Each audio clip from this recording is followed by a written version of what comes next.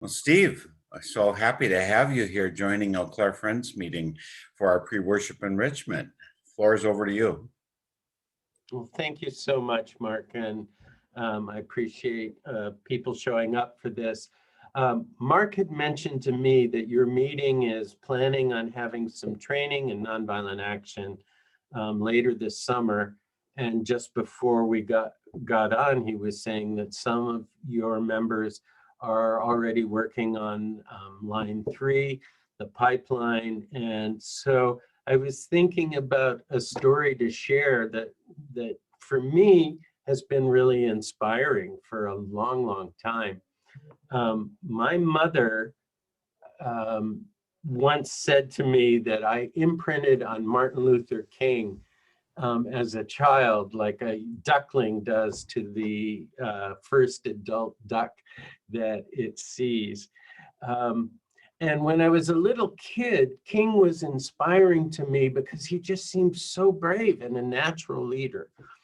But as I learned more about the movement for civil rights and the Montgomery bus boycott, I got a different story that didn't put King on a pedestal, but had him be very, very human. And as time grew on, and as I engaged in nonviolent action or risking arrest with civil disobedience, the story of how he became an activist became more and more meaningful to me.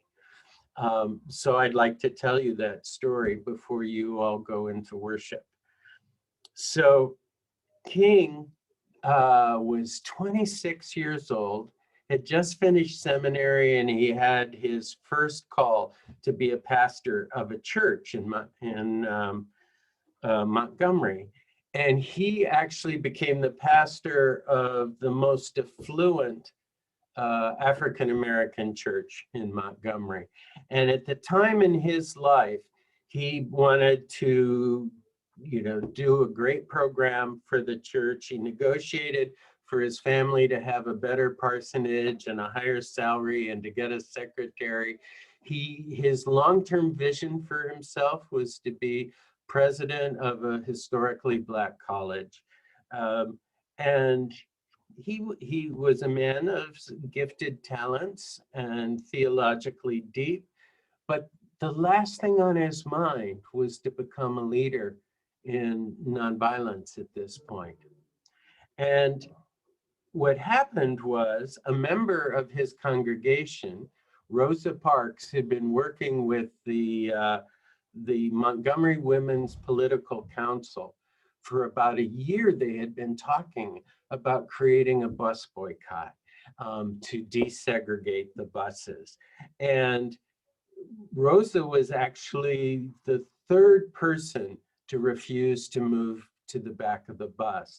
And the one right before her was a 17-year-old girl who was pregnant, and they decided they couldn't build a campaign around her because of the mores of the time. And so Rosa decided to refuse to move to the back of the bus in hopes of sparking a boycott that would desegregate the buses and start leading to desegregation throughout the South. I mean, when you think about it, the ambition and audacity of that goal and vision was incredible. And it was probably very hard to imagine being successful. So on December 4th, 1955, she gets arrested. And there was a guy who had worked with Rosa for years in the NAACP, a guy named E.D. Nixon, and he was a union organizer, and he was the president of the state chapter of the NAACP.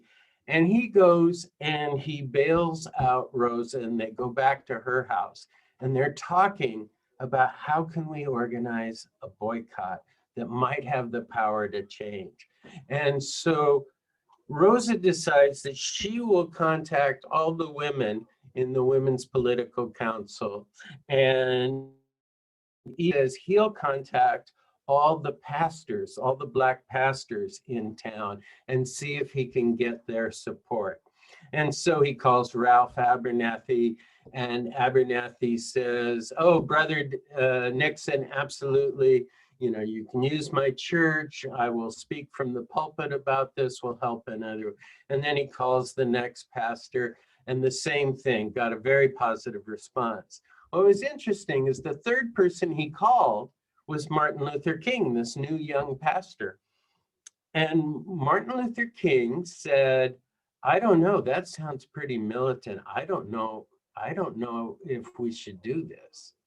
And E.D. Nixon said, fine, you think about it and I'll call you back later tonight.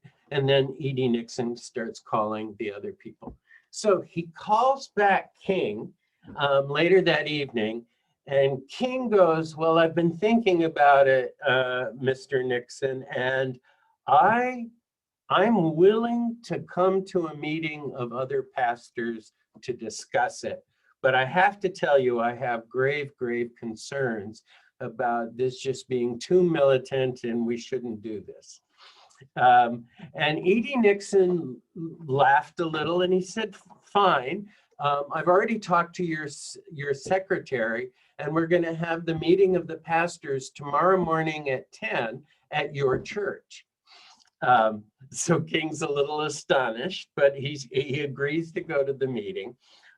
So he goes the next day, and E.D. Nixon explains the plans that he and Rosa and the Women's Council had been thinking about for a long time.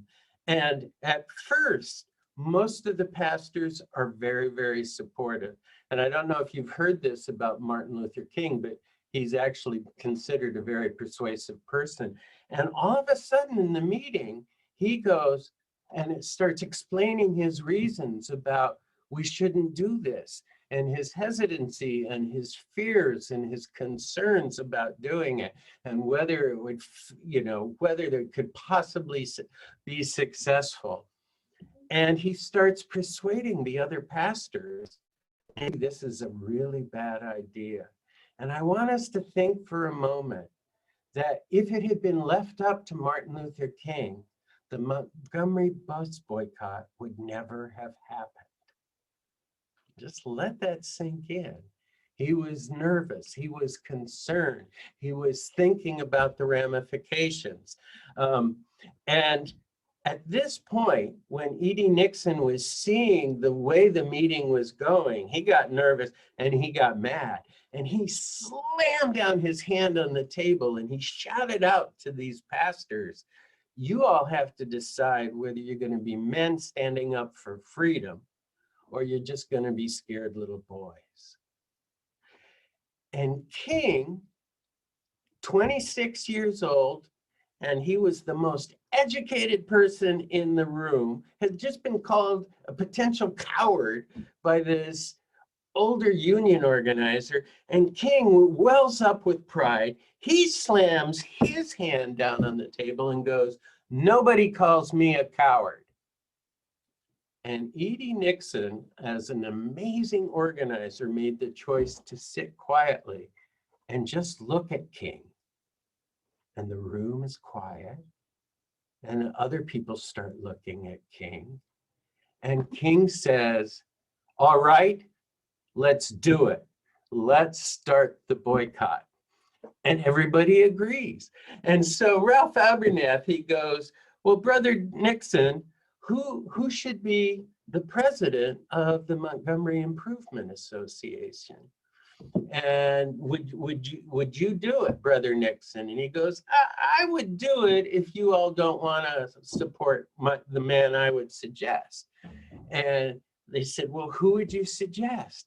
And he looks at this young pastor who's new to town, and he says, my man would be Martin Luther King, because he saw in King somebody who was educated, would do well in the media, and had certain capacities that he thought would be great to help lead.